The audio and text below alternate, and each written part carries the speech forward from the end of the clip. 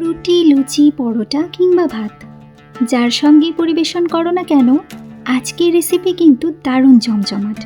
তাই আর দেরি না করে চলো শুরু থেকেই বানিয়ে ফেলি আজকের পদ ঘরোয়া কায়দায় সর্ষে চিকেন। আজকের স্বাদটা শুরু করছি শিলনোড়ায় বাটা টাটকা কাঁচা লঙ্কা দিয়ে। এরপরে একইভাবে রসুনটাও বেটে নিচ্ছি। তোমরা চিকেনের পরিমাণ বুঝে রসুনের পরিমাণটা একটু কম বেশি করে নিও। এখন আমি 400 গ্রাম মতো চিকেনের জন্য এই পরিমাণ সর্ষে নিয়ে নিচ্ছি। প্রথমে ভালো করে ধুয়ে পরিষ্কার করা চিকেন একটি পাত্রে নিয়ে নিতে হবে। এবারে এতে দিতে হবে রসুন বাটা, কাঁচা লঙ্কা বাটা, দিয়ে দিচ্ছি হলুদ গুঁড়ো আর লবণ। এবারে দিয়ে দিচ্ছি সামান্য সর্ষের তেল। সব কিছু হালকা হাতে ভালোভাবে মেখে নিয়ে অন্তত 1 ঘন্টার জন্য ম্যারিনেট করে রাখতে হবে। তুমি চাইলে আরও 1 ঘন্টা বা আধা ঘন্টার জন্য রাখতে পারো। এখানে সর্ষেটাও মিহি করে পেস্ট করে নিয়েছি। এখন কড়াইয়ে পরিমাণ মতো সর্ষের তেল গরম করে ম্যারিনেট করা চিকেন দিয়ে দিতে হবে।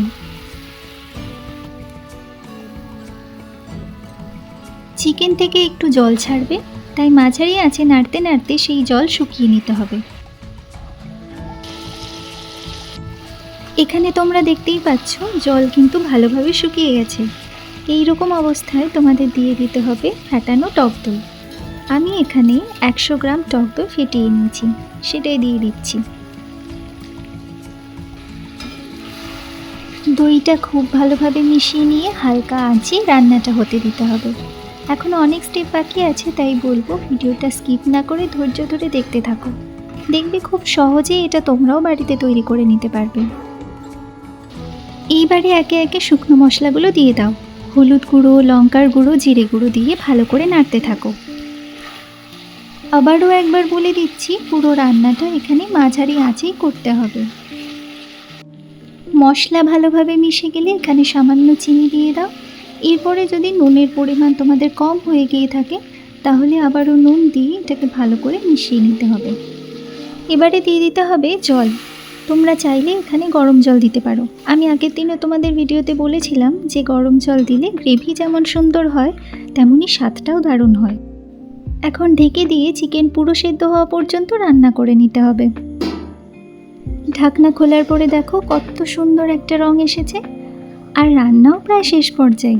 আর ঠিক এই রকম সময়ে আমাদের দিয়ে দিতে হবে সর্ষে বাটা। এটাকে ভালো করে মিশিয়ে নেওয়ার পরে গ্যাস বন্ধ করে দিতে হবে, না হলে তেতো হয়ে যেতে পারে। এইবারে উপর থেকে কাঁচা লঙ্কা দিয়ে দাও আর কাঁচা সর্ষের তেল ছড়িয়ে একেবারে ঢাকা দিয়ে দাও। এইভাবেই খুব সহজে তৈরি হয়ে গেল আজকের রেসিপি। এখন শুধু গরম রুটি নিয়ে বসে পড়ার অপেক্ষা।